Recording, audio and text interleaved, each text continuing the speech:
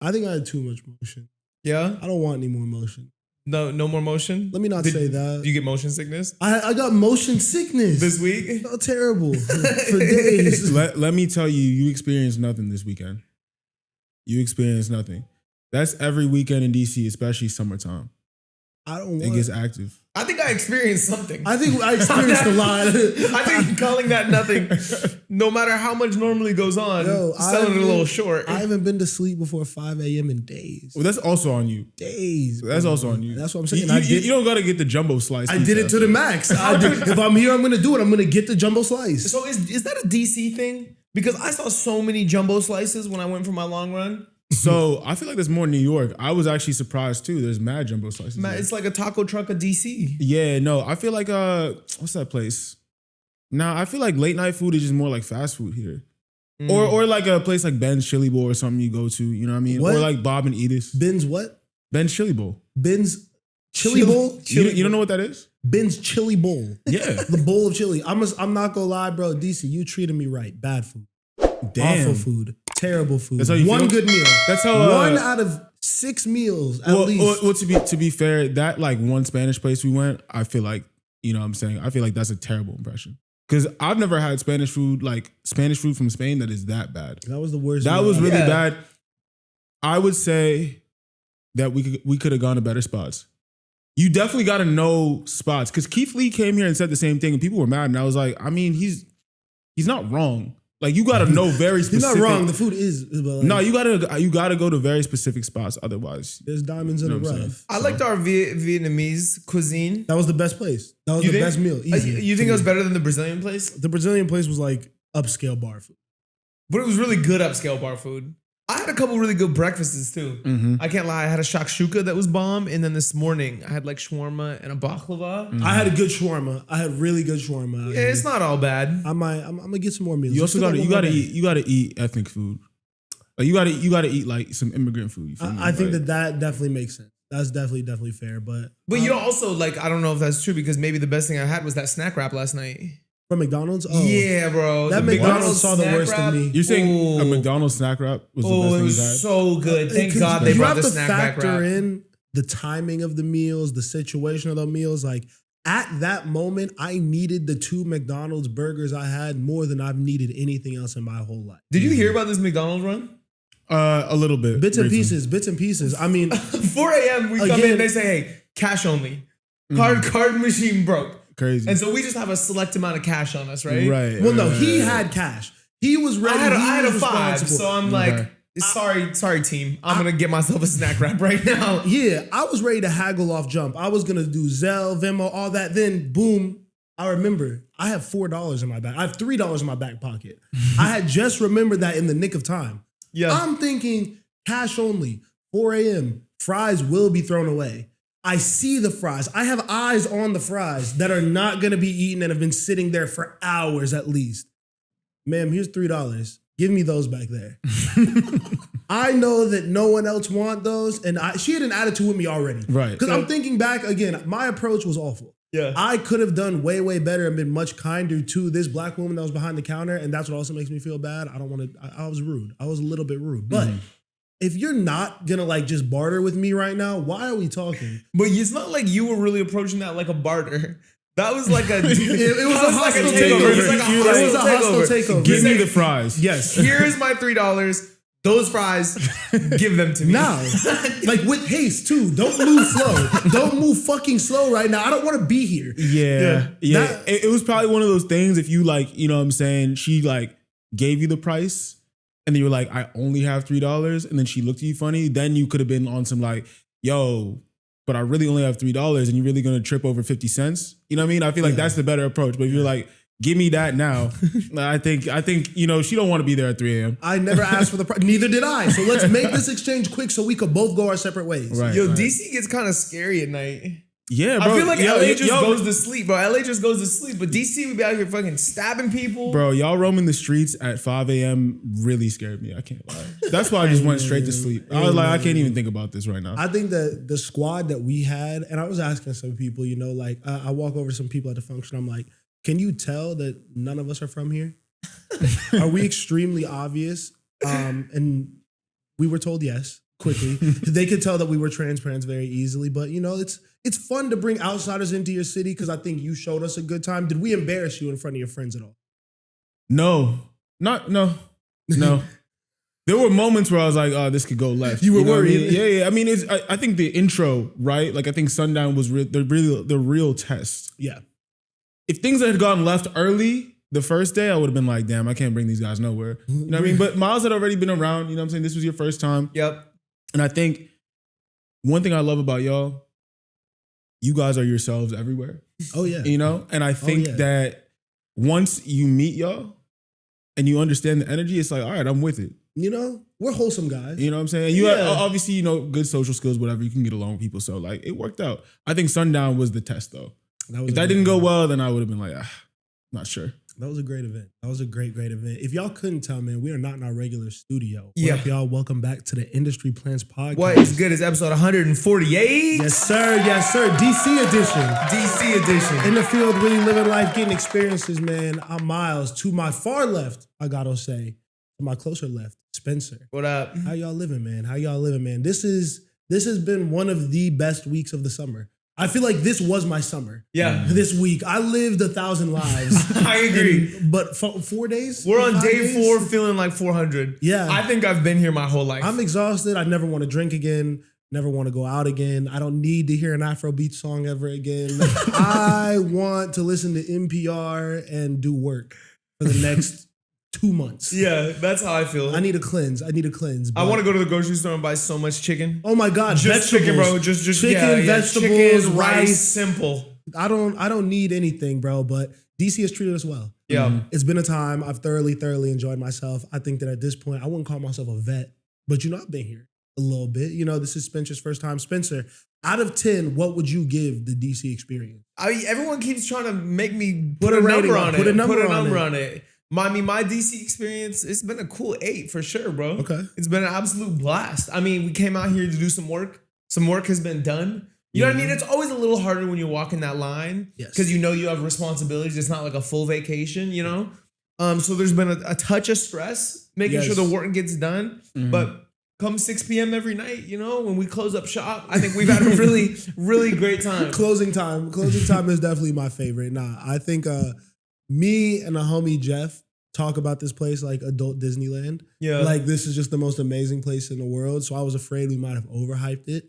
I really wanted you to enjoy your experience, but I think that you get it now. Yeah, I definitely do. I definitely see the draw. I mean, it's a different kind of vibe going out, the culture. We were talking about like the amount of drinking, you know what I mean? And like kind of having a town that has kind of like drinking culture. Yeah. And I think that adds a lot to nightlife, especially also a town that stays open later. Yeah. You know, like LA at 2 a.m. it's wraps. Like I think legally you have to close. Like there's a curfew.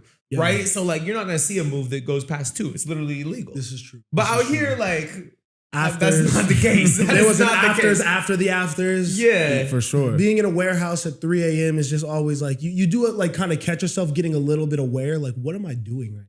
Oh, I got brutally aware. I'm so sweaty right now. I hit your joint one too many times at the Afro rave, and suddenly I was brutally aware of not only being the only white man in the warehouse, but being absolutely drenched in sweat and not knowing any of the songs. No, like not one lyric I could sing along. I was just like, yo, I look really funny right now. I was dancing to songs I'd never heard before. Yeah. My body was moving. My body knew what to do in the right situations. I was just hearing shit and vibing, bro. The hometown hero obviously made his appearance.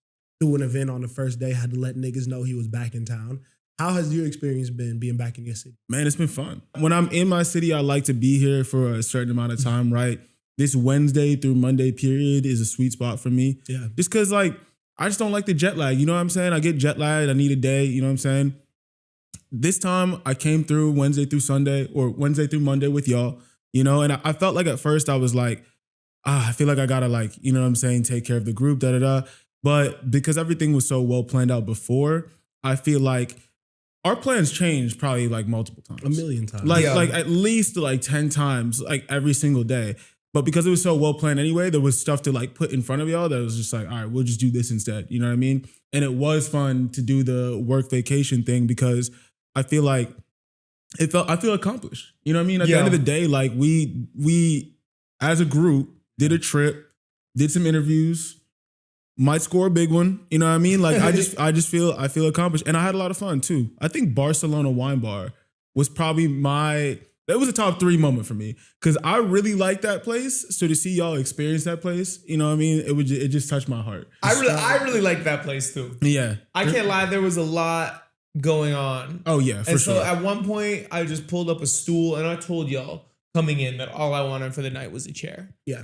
My body was tired. So I pulled up a stool at Barcelona Wine Bar, had a little whiskey Coke, sitting with Saul, just observing. I was like, wow, there's a lot to look at. We're going to get really regional for a second because I don't think y'all really understand the context of the situation either. Night 3 of drinking every day and again, being out till 5 a.m., we're like, all right, we got to do this again. We have to get enough energy. We have to summon enough vibes to make it out for another full night of drinking again. Yeah. And then after all of this, like we're finally mustering up the courage, getting ourselves together, all this, Osei comes over and says, we're about to go into the horniest bar in America. How do you feel? And me, in love with my queen, I'm like, what am I doing? Yeah. Why am I still in DC? Yeah. What am I don't belong. I have no business wherever I'm going. Wherever I go the rest of this night, I shouldn't be here. Not the horny bar. I don't need to be here right now, bro. Bar. I think that the only reason why I was able to last so long this trip is because the company was great. Yeah. Our friends were amazing. Everyone was very, very hospitable. I love the East Coast vibe. You said it too. The time zone for me is really big. Yeah. I like waking up in the morning. And I didn't turn my brain on until today. Yeah. I was floating this entire trip. Wherever you guys said go, cool. Yeah. This is what we're doing right now. Time to drink. All right. I guess I have to order one or something. But now that we've kind of like wrapped up the fun part, and we're reflecting on everything, I think we need to do this once a year. Yep. Yes, I agree. I think we need to have, what do we like work companies do? They call them like retreats. Like a retreat. We need a company retreat to need, DC every year. Yes. Oh, specifically DC. I fuck with that. Oh, yes. Here. Home. At the Line Hotel, man. Oh. At the Line Hotel. Shout out Carmen. I was like, let me... shout out the Line because we are terrible walking in at night. I think seeing us 5 walk in drenched in sweat, reeking of alcohol and whatever other substances fell on us that night is probably an insane look for whoever is working. Speak for yourselves, man. I was cool. Jeff was the one dropping the water bottles and shit. I was cool walking in. We look insane. Latoya loved me. Latoya's tired of us. Latoya never wants to see us cross through those doors again. Bro, how many noise complaints did we get? Just the 2? We got two in one night. But like that's my thing. Again, lack of spatial awareness. Like I'm like, why can't I play my speaker at 3 a.m. in the hotel room with thin walls? Yeah. Why are you mad? And all of us screaming loud and talking and debriefing over the night. Yeah. We had a fun night. Dude. We had a fun night. The fuck else we supposed to do? Yeah, literally. Yeah, nah. But DC owes me nothing. I had a great time. I had a very, very good time. But I want to get back to LA. I do want to go back home. And I want to go back to your point about the retreat. If Broccoli City gets their act together ever, we should just center it around that. Yeah. I would love every time to come to the city when there's actually shit going on music-wise and like really execute and really like partner with them if they're willing to put in the work. We did it great last time. Last year we were doing content out here and I think that kind of went a little bit more seamless. I think there were some complications this year. But other than that, like I have faith in them to get that shit back together. This is the great venue and a great situation for that type of event, I think, too, especially when you don't just make it music, but you tap in other events and things going on. I think Broccoli City going forward is going to be the perfect medium for us to make our DC. Yeah, I'm definitely into a DC trip every year. I also love just like getting on the road and figuring out how portable we actually can be if we want to be. Because like I'm down for a annual DC trip, but I'm also like, yo, there's more places we got to go. Yeah. Like let's take this setup all around the world, bro. 100%. And traveling with your friends, I think is funny. I think you really get to know people better. Yeah. I feel like we learned each other a little bit more on this trip. For sure, bro. You have to, because you have to like, you're constantly in communication. You got to talk to each other. You got to like be in each other's space and shit. I don't know. The look that Spencer just gave me said he already knew everything he saw. Yeah, I don't know. Maybe I think I know you both pretty well, but I don't think either of you did one thing that surprised me. I was gonna say I don't think we showed really new sides of ourselves. Yeah, well, maybe the fry demand. The fry demand was me at my worst. Yeah, I don't know if I've But seen, you know how I get when I'm hungry. I was just angry. I was hangry. Yeah, no, but we've also been on the side of the road in fucking, where were we? Ventura? When you called the wrong Uber? Oh my we've had like I think I've seen the worst side of you before. And you've definitely seen the worst side of me already. You know what I mean? Like, we just can't, nothing good happens after 2 a.m. Yeah, this trip has reinforced that for me. That's something I think everyone should live by. Now, but you're right, because some of the best memories. The jumbo slice. We did almost get stabbed though after 2 a.m. I know, but it was so worth it because seeing you take over like a store's music, that was crazy. Like, Miles just had speaker in hand. We walk in, they're playing some bullshit electronic music. I couldn't hear it. He just turns the speaker up. Max volume. Battles. Max volume, put it on a bench like right there. He like put it away from us. Wow. Like he like walked to the other side of the store and placed the speaker, max volume. It's nuts. It was really insane, but they turned their music off. Wow. Like Miles started being the DJ. They're going to know we're here. Yeah. DC knows that we are here. And I think they're going to be sad to see us go, but know that if you love something, let it go. Like, we'll be back. We will be back. We will be back for sure, for sure. Shout out DC. Shout out everyone who came across. Seriously, this has been great. And hopefully you guys are going to see some really great content from us whenever it comes out.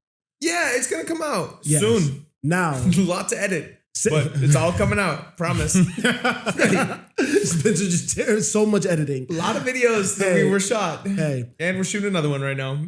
And that's fun. And that's fun. We have new music. Yeah. That has released. Now, we've always been traveling, so I don't think we've got super in-depth listens. But just off initial reaction, early shit, what has been some exciting stuff that has caught your ears on this trip? I mean, the JID album was the one that I had to listen to. Yeah. Like, come Friday, even though we didn't do our typical New Music live stream, I'm like, yo, I need to find an hour to like hear what he's talking about. Yeah. Because obviously, The Forever Story, 2022, 2023. I don't know. One of the better rap albums of the 2020s. Yeah. I think without a doubt. Definitely. He's building a really impressive catalog, and I feel like JID's been like next up for like 10 years. Yeah. Everyone's always like, yo, this guy's gonna be the one. Yeah. And so I'm like, yo, maybe this album is the time where he becomes the one. I was a really big fan of JID when he first popped out, obviously. And I think that as a rap fan, as someone who was really into that lyrical stuff at that time too, he was a refreshing new voice to kind of be put in the conversation with the Coles and the Kendricks and all of those type of people. But over recent years, I just feel like I kind of fell off as a fan. I feel like I was just missing something in terms of replay value, especially. Yeah. Like, you're an idiot if you ever thought that this nigga couldn't rap his ass off. That was never in question, but it's like, what's going to keep me coming back to this? What are you doing differently from a subject matter perspective? And I think on the last project, when he got more singy, when he was doing that type of stuff, I'm like, okay, dive into this bag a little bit more. Hearing this at 9 a.m., hungover, outside of Starbucks, I was hearing the first trap, You Ugly, with Westside Gunn coming in first. I was like, this is a lot. He's going to be rapping fast for an hour. I don't know if I can do this. Yeah. But I'm like, let me give him the full listen.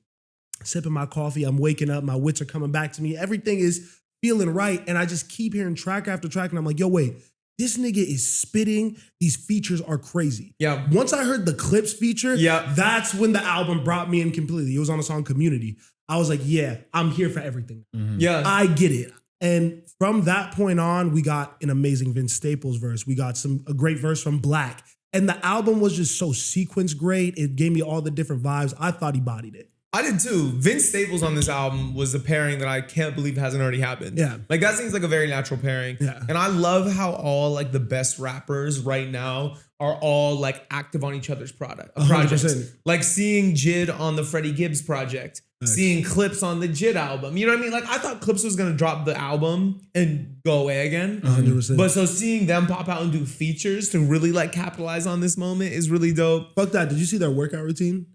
Yes. Yo, Malice is hilarious, bro. Like, cause I don't want a camera in my face when I'm lifting already. I know I look crazy. Yeah. But to be 50 plus and doing that nigga is not. He's funny for a lot of reasons, bro. Yes. I thought that the Clips album was gonna scare people. Mm-hmm. I thought that was gonna be music that was like, okay, this is gonna be clear rap album of the year. We've decided this. There's not gonna be anything else in the conversation. I think that since that album has dropped, there's been 2 albums that I think I might like better than it. And that's not even to say I don't think Let God Sort Him Out is amazing. It's just been that high quality rapping.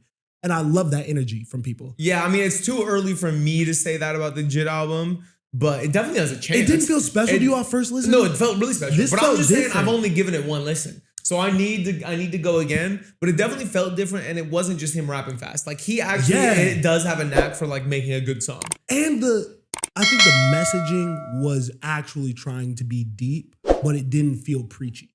And I like that. I like we made social commentary, but it wasn't boring. It didn't take me out of the song. I wasn't not enjoying it, just focused on like trying to dissect every bar, like message or whatever.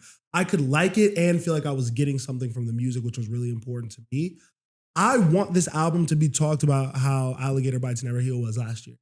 Yeah, I think it will be, bro. I think that's the world that he should live in with this in terms of praise. Yeah, I think he gets it. Like that world already embraces him.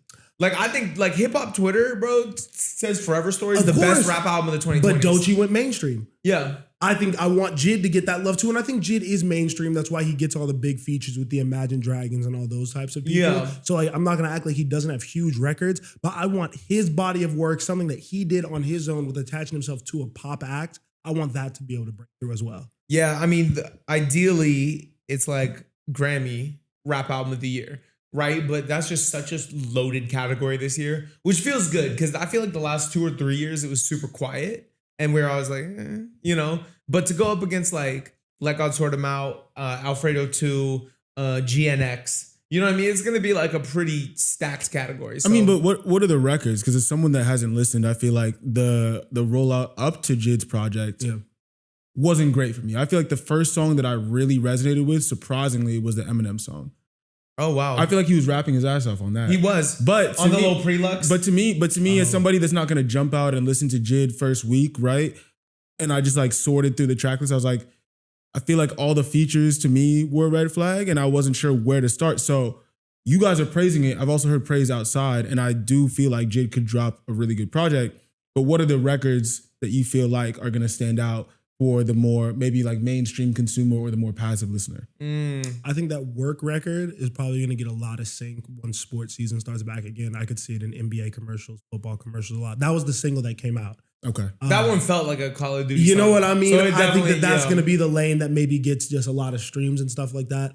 Besides that, like I selfishly want to say VCR, which is the Vince song, but I know that like that's not going to be the record. Because I'm like, what's the Denial is a River? Yeah. You know what I mean? Because Denial is a River off first listen, you're not going to think that that's going to go. But it felt different. But it didn't feel like a hit. I think But it was like, whoa. I think he might catch like how we did with surround sound. Yeah. And like how that just became a trend. Maybe there's going to be a song like that. I think it is really funny how like JID's biggest moments are from Imagine Dragons. He was on that anime soundtrack. He had a feature on that. And then the Ceiling Challenge. I like him talking about it too on the album, right? He was saying, yo, like y'all had to put like phones on the ceiling to like realize I was hard or whatever the fuck he said. That was just a crazy way to describe it. It was like you had to put phones on the ceiling to realize I was above niggas or something like that. Yeah, you know? yeah. Saying I was hard is crazy just during that challenge was it. But yeah, to your question, I have no idea what's going to be the one that goes off. And I think that we should talk about this as a body of work right now. And just like if you're a fan of rap music, if you were moved by any of the Doechii movement that's been happening, support him and his live shows. Yeah. The dollar and like a whatever thing, the dollar show thing that he's doing, like it was dope to see people like Offset and other people who are praising JID not just talk about obviously he's a great rapper, but his stage presence is really special. Yeah. The way that he's able to bring energy to these crowds and do shit again, no backing track like a real rapper should, all that shit. Like, he doesn't skip steps when it comes to that side of things either. I mean, we seen him on the tour with Smino a couple of years back, and it was an incredible show. Amazing. He's always been really, really great live. Yeah. Shout out JID. Shout out that project. God Does Like Ugly. Yeah. That's what it is. Yeah. Out now. Gonna be amazing. He's gonna get Grammy noms for sure. Yeah. You mentioned Offset. Can we talk about Offset? Yeah, we can talk about Offset. On the Joe Budden podcast. On the Joe Budden podcast. That was great content. That was great content. Shout out Offset for coming through and not being afraid to talk when you're kind of in the heat of the moment right now. Yeah. Stefan and Cardi are obviously doing a big pop out thing. They just had the back and forth records. I feel like they've been in the news a lot. Yeah. And I feel like a lot of people kind of run from it and like do the thing where they're like, if people are going to hear me talk, I only want them to hear it from a tweet. or something like that. Nah, he got on mics and let niggas ask him questions, and they're a messy bunch. They're super messy, bro. That's why it was like really respectable that they went to them, because you know what Joe Budden's gonna ask you. Yeah, but you know, especially like Flip knows Cardi, like they're tight, so like you know where this is gonna go. But he came off super mature, very well spoken, and also like aware of his position in the game and how people are looking at him right now, which I thought was dope. But I didn't finish the episode, but I listened to the majority of it. I enjoyed it. Yeah, I mean, I really want the record now, to be honest, because I liked Bodies a lot. Like that JID song, I thought was super dope. I've looked at everything he's done lately. I'm like, yo, he has a really strong catalog, actually. I really do think Offset has a strong solo catalog, and I think he's really talented. And like, I think that he has a lot to say right now. So I am looking forward to the record. I mean, we can stay in. It's funny. This is like all Atlanta rappers that we're talking about. Yeah. Him, Gunna, Lil Baby, this whole sound, I do feel like I don't know where this evolves. I don't know what more they're going to be able to give me in the way of like a new energy that I haven't heard. Yeah. Like the Migos era, Offset, and all of that stuff was some of the most exciting trap music I've heard in a long time. Now that he feels like he's elevated past trap music, what sound does he go to? So the JID record was really dope. Like maybe for Offset, as someone who I think we've always respected as one of the better rappers in Migos, go get around the niggas who could really spit. That would be tight. And you know what I mean? Show that you could go band for band with them, but over more upbeat, energetic production. Oh, I even like changing the production style a little bit. I mean, I don't know if I need to hear Offset on an Alchemist beat. I'm sorry. Bro, I don't know. I think it would be kind of tough. The Offset Derringer collab is like, it could work. Let me not hate. I'm a little bit here for that. I'm not mad at that. I think, like, to your point, I do think he goes more lyrical. I would even like to see him work with some of the New York rappers and shit. Yeah. Because why not? Yeah. Why not try and work with Griselda and see what happens, you know? I think so. Beats, you know what I mean? Yeah. Give us a little timestamp record. Go Drake with it. You know what I mean? I want to hear him speak, bro. Like, you're in the middle of everything. There's so much he has to address. Yeah, I mean, well, I'm not going to say I listened to Father of Four recently. Yeah. But I do feel like even from like this records I heard on there, like I do feel like there's more. There's a storytelling aspect to Offset that he doesn't unlock enough. I do think. I think niggas address things in lines. So Offset is gonna have a line that maybe addresses things. But what is the bulk of the song gonna be? He's not gonna make a whole song addressing shit because I don't think he's that. But we're saying he should. That's what you're saying. Yeah, because I think he should. I think he should. I just don't know if that's very hard to do. I mean, I don't need you to address shit for 4 minutes, but like from hearing him talk on the Joe Budden podcast, I was like, wow, you are very mature. Your headspace is so mature that I just want you to explain your headspace on a track to me. You know what I mean? Tell me how you think about things because I respect what you're saying right now. So I think I would align with a song that's just kind of the philosophy of Offset. And I think this might just be a thing with me. Like I see things like that and I'm like, musically do your thing, talk more. Get in front of the camera more. You became more likable to me as a fan after I heard you speak. Yeah. You know what I mean? Maybe I don't need you to really do a whole 180 with the music because your music is going to be your music. Yeah. I think it is what it is at a certain point, especially when you get to this point in your career. So rather than reaching for a sound and trying other shit and compromising the art, find another platform that you can grow in. And as you age into your 40s, 50s, now it becomes less important for you to have to drop music. Yeah. Because now you can still interact with fans and the fan base that you've built up through other mediums and show yourself as a more mature person. Yeah. Because the nigga seems, like, I think that when you look at it from the outside, it looks like he's in baby mama drama with another rapper girl. Like, it does look, he doesn't look as like kind of like that's a rich black man who's doing well in society and has like a good business acumen, you know? Like, it almost dumbs him down. Well, my opinion on Offset has always kind of been like he definitely plays into it. Like I think there's an element of actually like being emotional and actually caring about these things, obviously. But I never really saw him as somebody that like. It's funny that you guys are saying like he's like very mature and seems very self-aware. I always feel like I've seen him in the self-aware light, and he just like plays into things that he knows are gonna get attention. Yeah, I mean he's still a nigga. Like he gonna do the funny shit, you know, and I fuck with that. But I don't want that all the time. I don't want that to be the only thing I see from you. Well, also a grown man. Like you can't. You can't be on that type he's past that. Yeah, for sure. I mean, it sounds like he really wants to get more into business ventures, right? Because I think he was talking about it a lot on the pod, how he wants to really do clothes. Yeah. Like he wants to really like get, I don't know if he has an existing line or if this is something that he's starting, but he was like, yeah, I'm putting a lot of effort and energy into like this clothing line. Because you look at, he mentioned, you look at the 3 people that have really elevated beyond superstar rapper into just like rich, like at the very top. And he brought up Kanye, Diddy, and Jay-Z. You know what I mean? And he was like, there is a level, regardless of anything around. Is that not hilarious that 2 out of the 3 of those niggas lost their mind? Yeah, I mean, shit, that's what a beat will do to you. That's what 2 of them were already crazy. Both of them were already crazy. Yeah. Before. Yeah. But I don't know. He was just talking about how like both of them or all of them used clothes at some point to really like ramp things up and how he wanted to. Does Jay-Z dress well? I think so. Do you think so? Couldn't tell you. That's not what I looked to him for. Why did people buy Jay-Z's clothes? What did he have a line? Rockaware. Okay, yeah. I mean, they don't buy his clothes anymore. Well, I don't think it's in stores no more. They don't sell it. But like there was a point in time when niggas was wearing Rockaware. Yeah. Why? Oh, that's just a good businessman. Niggas bro. told us to. Why was niggas trying to dress like Diddy? Yo, you don't buy someone's clothes because you want to dress like them. Yeah, bro, that's crazy. I think you're supporting a movement. You wanted to support the Diddy movement. You're getting sold a lifestyle. Niggas was like, Well, no, we're not getting it off because that nigga was already rich. So you're saying niggas saw a rich nigga and said, I want to support his movement, Bro, and put more money in his pocket. It's the Lady Gaga Polaroid thing. It's like, what does she know about cameras for real? I'm not on that corner of the internet. What do you mean? That's What a is- Kanye thing. Lady Gaga Polaroid? Kanye went on a podcast or interview or whatever and went on a rant or a little tangent about, I don't know what the tangent was about, but Lady Gaga got brought into it. He was basically like, you see Lady Gaga with Polaroid or Kodak or whatever the fuck it was. And he was like, I like some of the Gaga songs. What does she know about cameras?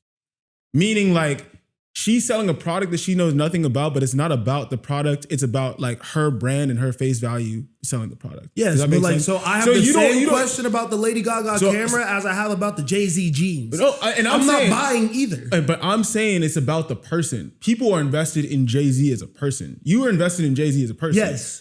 And I think it's better when your lifestyle and like all that like merges together. But I think a lot of artists do things that don't really make sense and they get it off because people just fuck with them. But I'm not like listening to Empire State of Mind and being like, oh, gotta go to the store and get these pants now.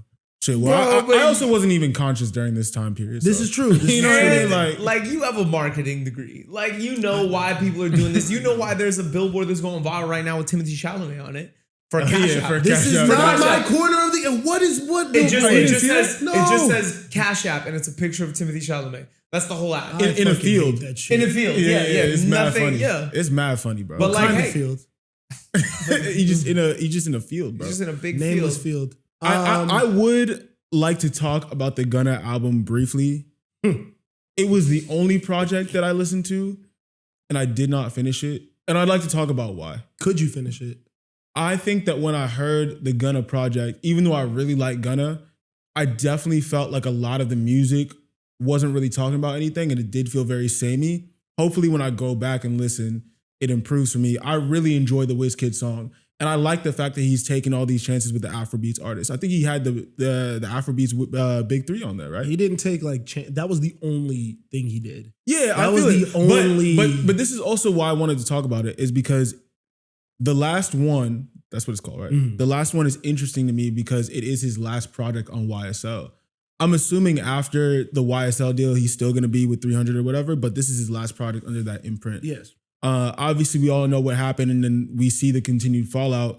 But a couple of different things for me that just crossed my mind with Gunna here is that, one, I do feel like, even though I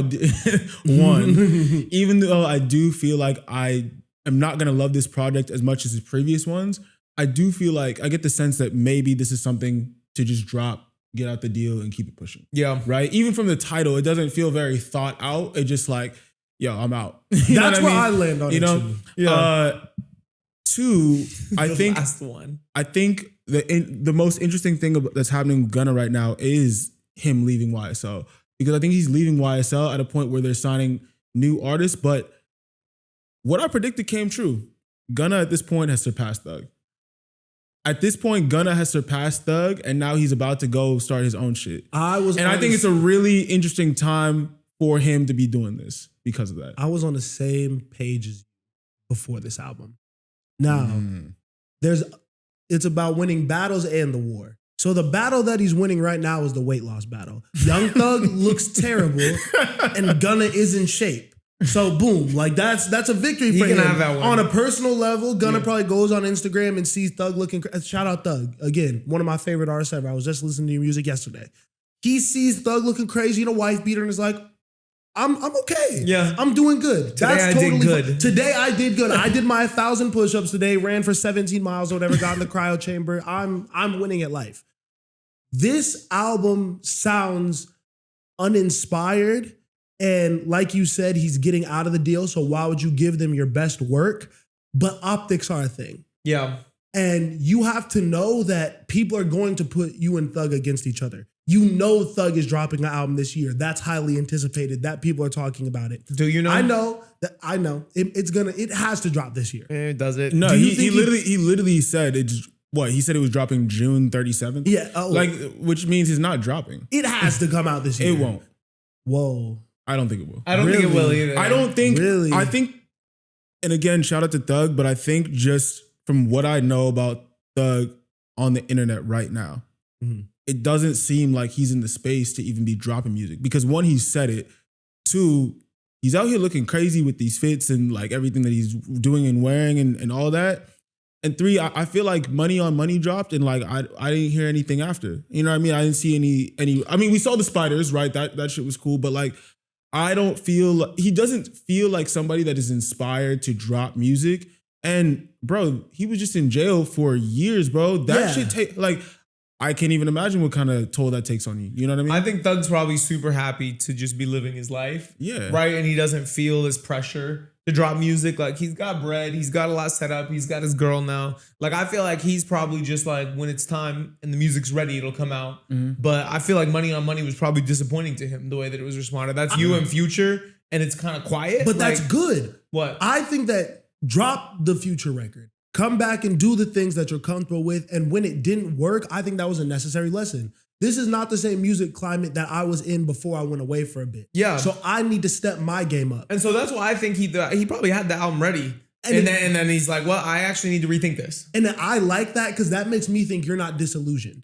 Yeah. You're able to take a step back and actually evaluate the space that you're in and be like, I don't have the shit that's going to move in the streets like it needs to right now. Yeah. But that's why I don't think it's coming out this year. There's also okay the with whole that. mental I'm okay with aspect that. of it too, because I mean, we talked about jail, right? Obviously, can't really imagine what that feels like. But I think from like just like he might be confused at like what the world is becoming, right? Yes. I think he's said multiple times, you know, like he like the rap game has changed in ways that like he's just not comfortable with. Like from a morality standpoint, from a principle standpoint, and all that. I think if you live in that environment, you see people doing well that you feel like shouldn't be doing well off some principles, like you're probably just like, I don't even know if I want to participate in this anymore. Yeah, I mean, I keep going back to the Gunna project. I think that my only issue with it is the fact that it feels like he heard a bunch of people in the media and on these podcasts say Gunna should work with Afrobeat artists. When we were talking about it and like doing that, it's like, I love that he got into that space. I don't think he had to solely live there.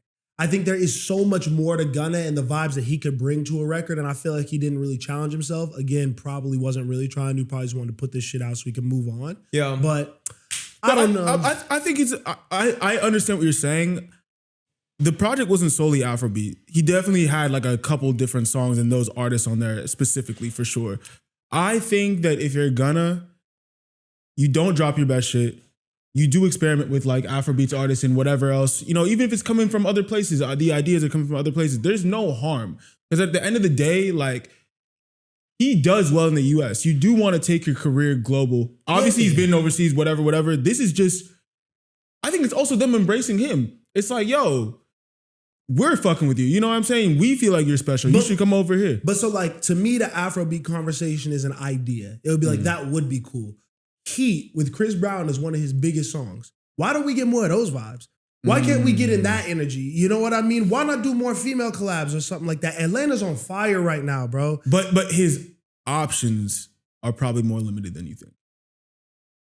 And that's true, because a lot of niggas fuck with Thug. Yeah. And Thug, it seems like the type to see if you standing next to my op, nah, I'm not fucking with you. And there was probably a lot of niggas that don't want to risk that. That's 100% fact. And for that, I will shut the fuck up. And he probably also needs a sound that lends itself to the message he's pushing. I know, You know that's what I mean? why I think the Heat, like I want another Heat with like Chris Brown and Gunna record. That's the type of vibe that I wanted from this project. I feel like he's on his Larry June. Like he's trying to find the sound that he can just and like. that shit is whack, bro. Damn. This nigga, bro. No, let me. That's how you feel about Larry Yeah, June? I was about to say, let me reel everything back in. Let me reel everything. I'm not even gonna speak on it. I was about to hate. I know. Well, I Larry mean, June crazy. I think it's an interesting approach because suddenly you're just making music for your base. You know, you have this pool of people that fuck with you, fuck with your message, and like to have that in their headphones every single day. So you're just gonna keep making music for them. You're gonna keep selling merch to them. It's low-key how you probably build the best base and career in this shit. Because if we look at the success Larry has had, it's undeniable. But Gunna wasn't talking toxic lifestyle shit all the way before. Like, Right. I don't think that Gunna was out here like saying like violence and all of that shit. Like Gunna was about getting fly and getting money. Yeah, and doing So- a little drugs. Yeah, but he still talks about that shit. Yeah. So I'm like, you just lost, he lost a little bit of his edge, it feels like. Yeah. Gunna doesn't feel like I don't know. I ain't say he was skating once on this, bro. I ain't even feel that, bro. You know how much I really like Gunna's music, bro. Yeah. But it don't have the same, I don't know, it's missing something. Well, how do I put this? I think A Gift and a Curse was a moment. I like that project. I think that project was really, really good. I think the last two projects have been solid, but they haven't been at that level. And also, this is what happens when you don't have a smash hit record like Fuck You Mean. Yeah. You know what I mean? Like, I think like, especially with hip hop projects, hit records, like one record we know will carry a project. And that usually happens with hip hop records. And I feel like because he hasn't had that, maybe the conversation around the last project and this one become like, oh, they're just all right.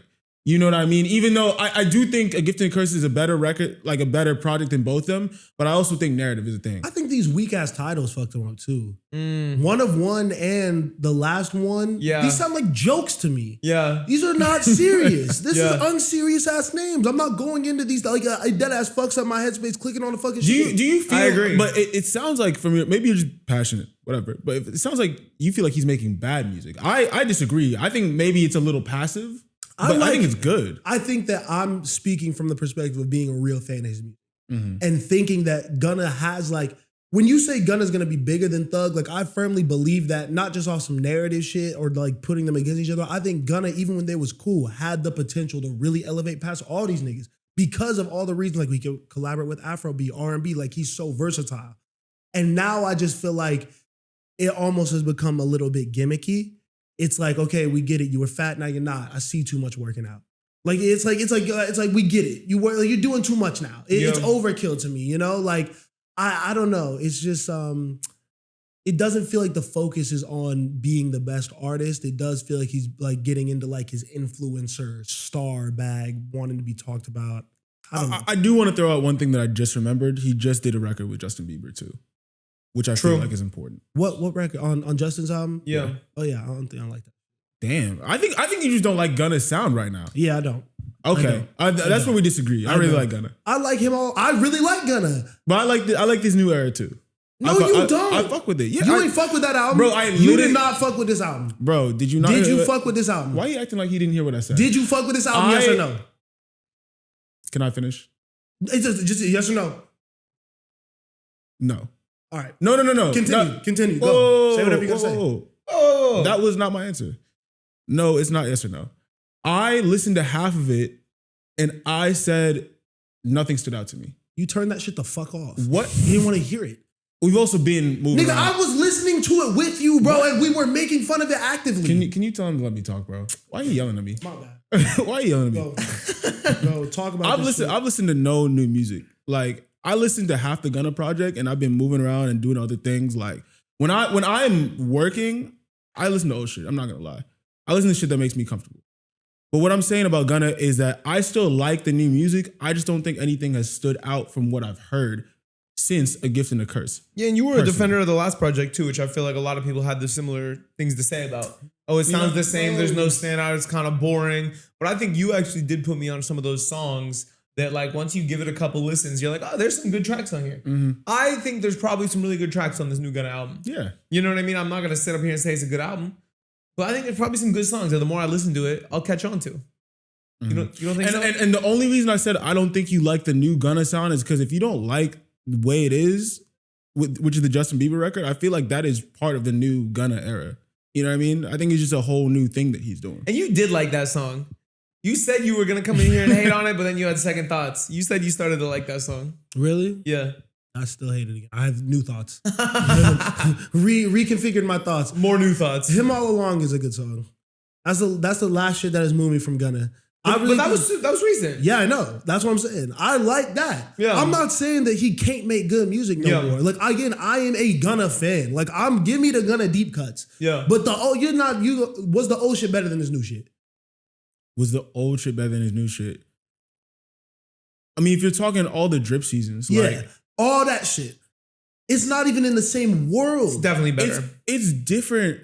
It's definitely better. It's different music though. Bro, it is what's what's the different music? He's talking about the same thing, just not going to the gym. I think that's literally the only difference, no? I think that I'm gonna separate those things because I feel like this is a new artist. Like I think all that stuff before was a completely different sound for him. No, it wasn't. He was working with Turbo. Yes. It was the same producer.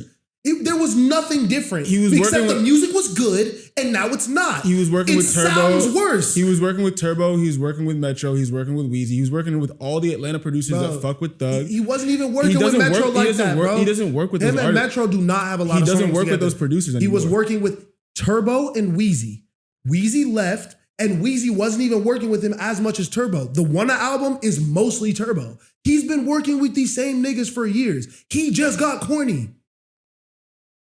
Damn, you feel really strongly about this Gunna point. Bro. I think it's two different eras, but it's What do okay. you mean two different eras? You can compare the music from the same artist though. I just need you to say that the drip season shit is factually better than whatever the fuck these last two records were. Oh, the last two? Yes, the music. Oh yeah, for the sure. music since this nigga came out of jail. For sure, yeah. Because no, not a Gift and a Curse is fire. Not a Gift. I fuck with Gift and a Curse. I fuck with that, but but he was what still kind of fat. But he was chubby during Gift and a Curse. What I'm saying about the music is hindsight is 2020. It's gonna be easy for me to say all the drip season stuff is better than the new stuff, but I'm just came out. You know what I'm saying? I don't think it's necessarily fair to be on some like, oh, drip season 3. 10 times better than this. Bro, when the project came on Friday, we haven't given it a proper listen. When I put on those early Gunna records, first listen, I knew that it was just different. It was different energy. But again, let me not hate. We'll move on past Gunna. Do your thing, whatever. Keep doing crunches or whatever the fuck. What else came out? Bryson Tiller dropped half of his longest album ever, Disc 2, Solace and Devices. I haven't listened to it yet, but there's a Lil Tyler, Baby Drill, Plies, Boss Man D-Lo, Rick Ross, and Bun B features on this album. I'm terrified to play any of it. I haven't pressed play on it yet, and I'm gonna need a couple days. But is he doing? You think he's doing like a hip hop thing, like a rap? Bryson side? Tiller loves to rap way too much. Yeah, Bryson Tiller's one of those. You know, I'm like niggas be mad happy to rap. Yeah, Bryson Tiller's one of them niggas, bro. Yeah. Never rap again. I didn't. Maybe the projects again. I'm hating her now. You got me teed up off this Gunna shit. Nothing else dropped. Right? Well, do you like that True to Self Bryson Tiller project? I feel like that's when he started rapping a lot, right? Isn't that what it's called? The album that came after after Trap Soul? I don't like that album that much. I didn't think you did. But then I love that album. True to Self wasn't my favorite. That's my least favorite Bryson Tiller project. Okay. But then right after that, he got back in his bag with Anniversary. Yeah. Yeah, sing, bro. Don't rap no more. I like True to Self. Don't rap no more. I'm down for the Tiller rap album. Yeah, we'll give you a more in-depth review next week. Yep. No new music other than that, right? I'm a Ray, but haven't listened. Black Star. I'm a Ray. Black Star out now. Greek's album is incredible. Cedar's tape. Shout out to him. Did we talk about Metro? Yeah. Metro's great. Greek's album is his best work. I don't know. It's his best work yet, which is saying a lot because he has a couple really strong projects. But yeah, this is one of the best projects that's come out this year to me. To be completely honest, like it's top 5, top 10. Yeah. I could not stop playing it. Once I started, bro, I think I probably listened to it 6 or 7 times. The run that he's been on with Ecstasy, Accelerator, and now this. Yeah. He hasn't missed yet. He's literally one of the probably, I was talking to Jeff about this. Like, I think that might be the best new artist I've like found over the last couple of years. And he's also matched it with output. Putting out full bodies of work that are really good from top to bottom, not overkill, like no real bullshit tracks. I love everything. Support him for sure. Yeah. That's it in the way of new music, I think. There were a couple good live streams that went down. Oh, yes, bro. Lil Baby, get some help. Gambling is a problem, and you don't need to continue to do it. I've heard way too many stories about this man losing hundreds of thousands of dollars. And to see him lose in a 3-point shooting contest to PlaqueBoyMax and instantly be like, nah, double or nothing, bro. Double or nothing. I need to say, like, bro, you don't even hoop, my nigga. Yeah. Like, you should lose this 3-point contest. Yeah, and PlaqueBoyMax right is on camera hooping. Like we've seen You know what I mean? like- I've heard about like him being in like local LA gyms. You know what I mean? Like I feel like dude really actually Fuck balls that. out, The like- day before, he was just on stream with Jaylen Brown. Yeah. No, I You didn't are see not. that. This is not the same. Yeah. Shout out. We should actually stay on him for a second. I love what PlaqueBoyMax has recently done since he's came back to streaming with one leaving FaZe, which obviously like we're super internety right now. If you don't give a fuck about FaZe, that's totally fair. But that's one of the biggest organizations put together. Is a lot of up and coming streamers. PlaqueBoyMax was at the forefront of that. He recently left that organization, and I think that he kind of touched on the Lil Baby stream, kind of just like, I didn't own any piece of this. Yeah. This wasn't for me, and he recognized probably that I'm the one pushing this shit. I'm the one that's going viral a lot. Obviously, the other people are going crazy, but like he's the face of it to me. Yeah. For at least people like us, he's like, I'd rather go build my own shit. Yeah. I think that's a really dope thing to do, and I respect that a lot. And then from there, it seems like he's like gotten more specific with his content. Because I think that 365 day shit, while it was like, oh my God, he's streaming every day, it's like, yo, those can't all be good streams. That can't be organized content that people want to see from one of the biggest people in the space that actually has the budget to do things. Yeah. And now it seems like he's back to getting high quality people. The Jaylen Brown thing and doing that was like a dope other angle for it. You don't have to just live in music world if you're him. Yeah, that's what I really like about it. Because you said it's called In the Gym, Yeah, right? yeah, So he's it's doing kind of it. like a play on in the booth, but you can work with like athletes and people in athletics. Exactly. I think that's really cool because I was always like, I don't know if the goal for PlaqueBoyMax is to use Twitch and to use streaming to like jumpstart his producer career or his mixing engineer career, I'm like, yo, there are better ways to do this. And also, I feel like there are cooler, different, probably more lucrative avenues you could go down with this. And so I kind of like him being like a host. You know what I'm saying? Like he's likable. He is good at learning new things and can do a lot of things well. You know what I mean? So like, let me show you the insight behind the scenes of like the people you love to watch. Yeah. Whether it's music or now I would love to watch the sports thing. I want to see what he was 100%. doing with Jaylen Brown because that's interesting. You know, I think this is a good angle and direction for him. Definitely. And then speaking about the Lil Baby stream specifically, there's a lot of layers to this. I think one, there's just certain artists that never need to be on stream. Yeah. Like you just don't need to do that. I get that is the new popping thing. There's gotta be other ways. You don't need to be sitting with PlaqueBoyMax and having those conversations because y'all aren't really friends. Y'all aren't vibing. So those in-between periods, it just doesn't feel natural. Yeah. And it's gonna lead to you looking crazy, especially if you like are a little more aggressive, But it was Baby, he brought V's with him. So it had the potential to be cool. And then you start kind of getting a look at the background of what was happening. So people were like, obviously these songs eventually come out and get released. And I think that Max is the platform. He's the one pushing it. He's going to attach his name to it. So I'm sure when it comes to splitting profits and things like that, he's probably like, oh, I want a big portion of this. Yeah. And when you're talking about contributions to tracks and things like that, there's things like, oh, who engineered it, who produced it, all of that factors into splits. And when you're watching them make the song, it's funny because Baby brought his own engineer. That's hilarious. Bringing your own engineer to PlaqueBoyMax is really funny. And you can see throughout when like there's little changes happening or little things, Max would be doing stuff and then Baby was like, nah, let my boy do it. Let him do it, And like people online started to pick up on the narrative. It's like, yo, Baby doesn't want Max to touch any of this so that when this gets released, he could be like, yo, you didn't do anything on this. Yeah. Why are you taking this? Whereas if the homie does it, now Baby probably has a little bit more control over percentages, things like that. Again, I don't know these niggas. We don't know what the fuck their real motives were, but it did look a certain type of way and people were picking up on it. I mean, that makes sense too with the clip of him playing the beat. PlaqueBoyMax playing the beat he made. Oh, now that was just funny. That was hilarious. That was just them calling him out on looking crazy. You can't be that excited to play your shit. Yeah. I love... He had his arms going 100 miles an hour, bro. Brother. That was crazy. Brother, I have been in some meetings where a nigga will put on his song and give an entire performance. Yeah. And a lot of the meetings are in like a glass box situation like this so people can see inside. Yeah. And we're in a corporate office setting. Yeah. So it's me, artist, manager, and this nigga will just be pacing around the room wilding, bro. Like you can't be that geeked up to play his shit. Let someone else tell you it's fire. Yeah. But they was not feeling his production at all. No, and so that leads into the narrative too, right? Of where Baby's like, yo, I'm here for the exposure, but please stay far, far from my music. We are not creating together, brother. Well, now that that's been explained, I definitely feel like he shouldn't have been on the platform. Because it does sound like to me, from an outside perspective, right? It sounds like a cool collaboration, especially bringing V's. I saw he brought, multiple people too to like entertain the stream.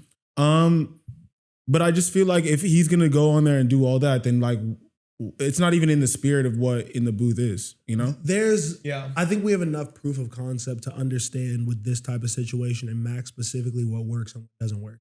When he gets the young bull underground people who actually understand this world and streaming and all that stuff, 10 out of 10 seamless. When they don't bring all the homies, they pull up literally just them, manager, and the manager's not even on camera. Yeah. So it's just them two and they can create the vibe. I think Max does a great job of bringing them in, making them comfortable, making sure the chat knows how to act, it goes great. Yeah. Whenever he goes mainstream with it, it's always It never works out. Yeah. The music is never good. It doesn't hit. The one exception I'll say was the Skepta Fred Again song. And that was just like, to be honest, the UK niggas were a little bit just like kinder, a little bit more respectful of the space, doing all this shit. I think that this has shed a light on how like some of these niggas is a little entitled. Yeah. Some of these niggas aren't the most friendly or the most hospitable, not even hospitable, just like, like, I don't know the right word for it, but they're just not, niggas don't be nice. Yeah, they don't it seems like they don't want it to go well. Or like they're looking friendly. They're looking for reasons to like make it go left. They be a little standoffish, and that's fine. Because I do think that that's part of the rapper aura that niggas have to have. And like, I get that. If that's your bag, if you've lived this life and that's how you want to move, totally cool. It's been working for you. Don't go on the stream. Yeah. That is not going to get edited. That's not going to get chopped and you can't leave for 3 hours. Yeah. Because now you're going to just make this tense. Right. And not feel right. But shout out to both of them. Dominique coming soon, right?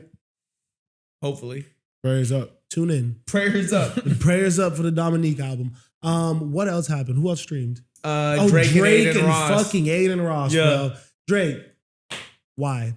So much Adin Ross content. Get off the stream, Drake. So much fucking Adin Ross content. Now, Drake is a streamer, nigga. But Drake Danner needs to stream by himself, but I don't like the optic. Yeah. Now it's too much Drake and Adin. Yeah. And we obviously know there's layers to this. They both have the stake deal. They're both doing this on Kick. So I feel you. Like, this is probably bigger than just him being friends with Adin or whatever. But I would love to see Drake show love to some other content creators in the space who maybe have, it almost seems like Adin and him are too friendly. Yeah. It's like they're not, I don't like their relationship. I don't love the banter back and forth. Drake called this dude daddy.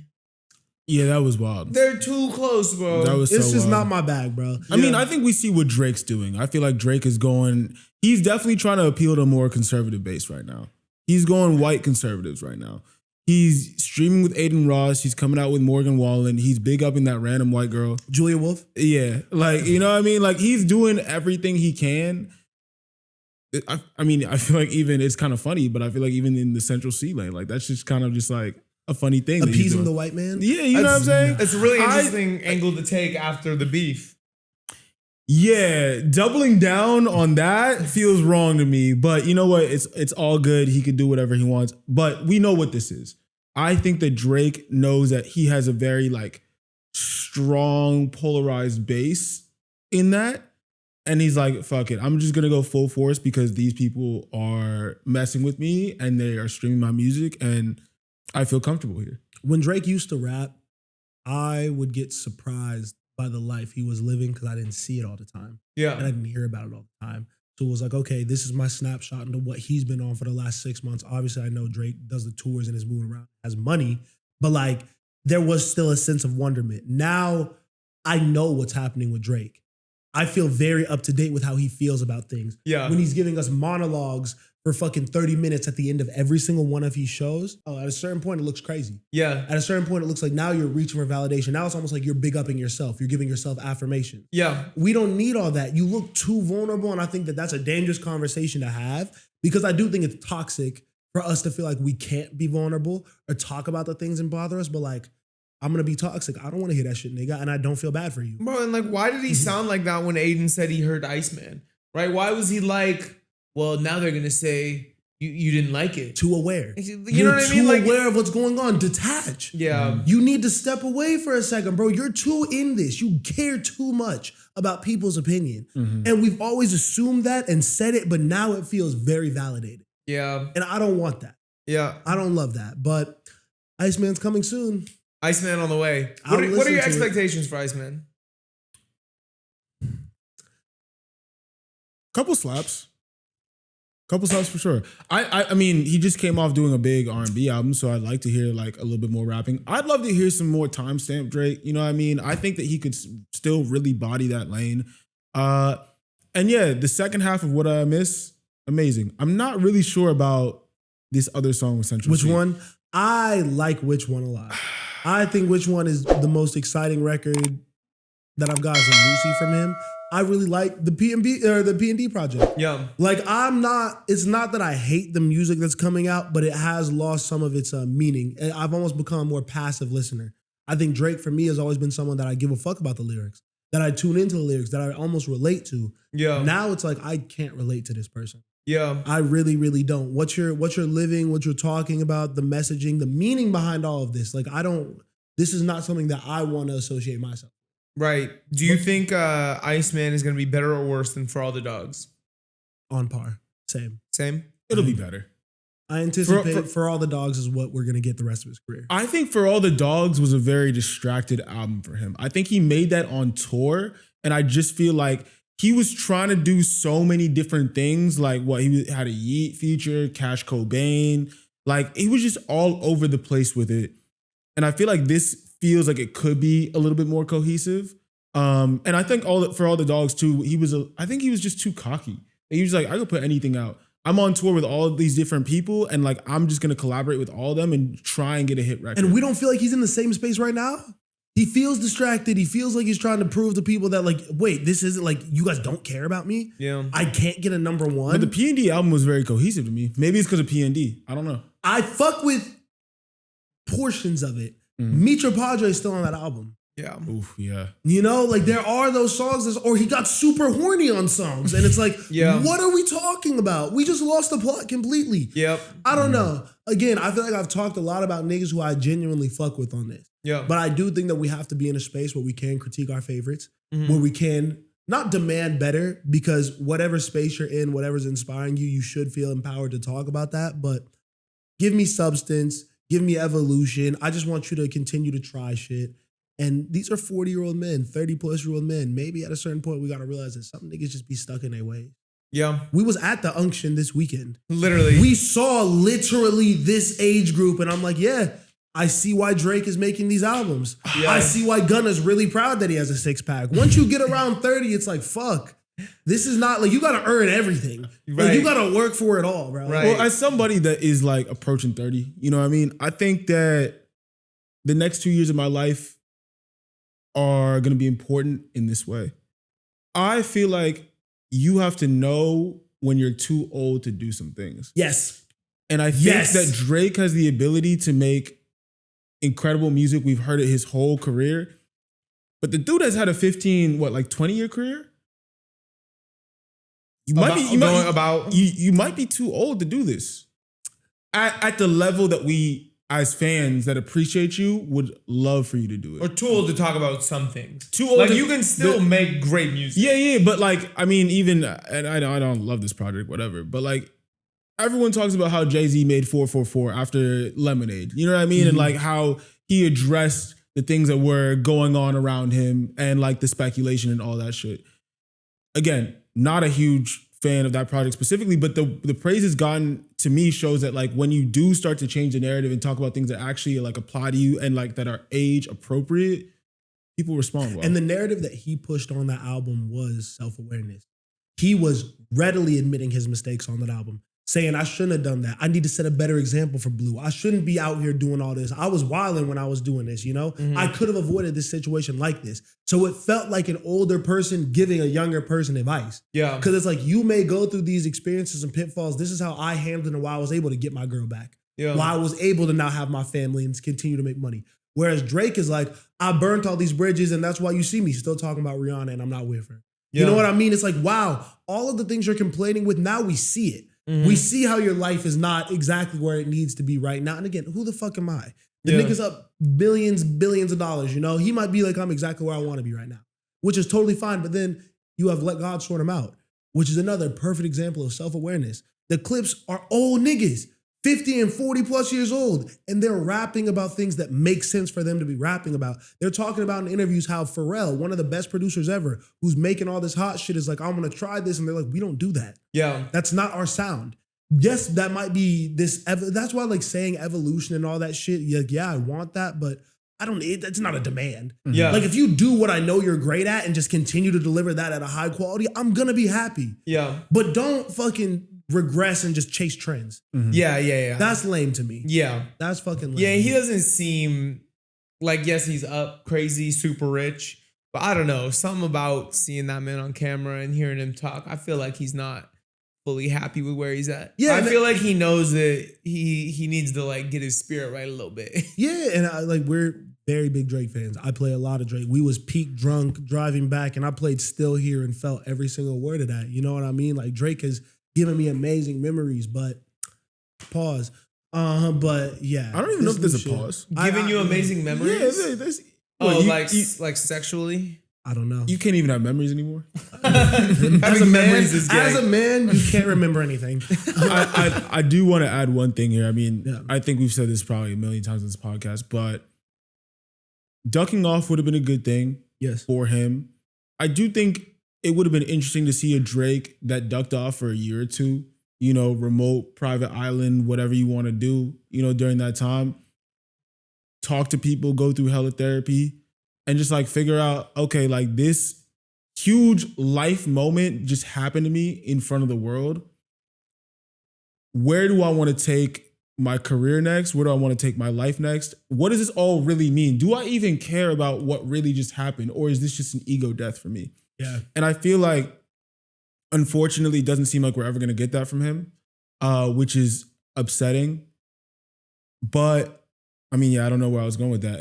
We're just not going to get that from him, you know? And I think that is part of what we're seeing still. We're not, but hopefully he surprises us. Hopefully he turns some shit around. Is that everything on streamers and new music? Yeah, I think so. Do we have closing DC thoughts? This has been a marathon. Yeah. This has been a great experience. I feel like we've gotten closer. This has been an opportunity for bonding. As we have 24-ish hours left in the city, what do you need to do? What do you want to accomplish? What are some last things you want to see? I mean, I still ain't tried mumbo sauce. We haven't. And I feel like, where do we get that? Where's the mumbo at? It's probably just like a local, you know, like, not mom and pop, but like local store. You know what I mean? But y'all got like Corner wing. store. Is it like some wing shit? Like, can I put on wings? It's like mumbo, at least the shit that I've had is more just like sweet and sour sauce for wings and like chicken. I really want some wings right now. Okay. Can we go get some wings? I'm down for Sure. wings. We can get Okay. wings. That's all I need in DC for these last 24 hours, just some more wings. Nah, the city owes me nothing. Too much. There was too much of everything here. There was just too much of everything here. The pizza was too big. The crowds were too big. Too much sweat. But I had a great time. I think that I've really enjoyed this trip and coming here with you guys because this is obviously a big part of my life, and I'm glad that you guys were able to experience it and appreciate it. And yeah, man, I'm just glad to be here with y'all. Oh, it's a beautiful city. It's Yes. a beautiful city you have here. Yes, and thank you for hosting us. Seriously, my favorite part of the whole trip was seeing Osei's parents. Oh. That was amazing. Yeah. I feel like I understand you a bit more, and that made this whole thing feel way more wholesome. That is the only accurate place that we could end this entire trip. We're gonna really get to see the crib that Osei comes from. Yeah. That's gonna be crazy, man. Yeah. Shout out all of our DC listeners, seriously. Tap in. If you see us around the city, no, you didn't. Like, share, comment, subscribe, tell a friend to tell a friend. Do it. Catch y'all next one, man. Peace.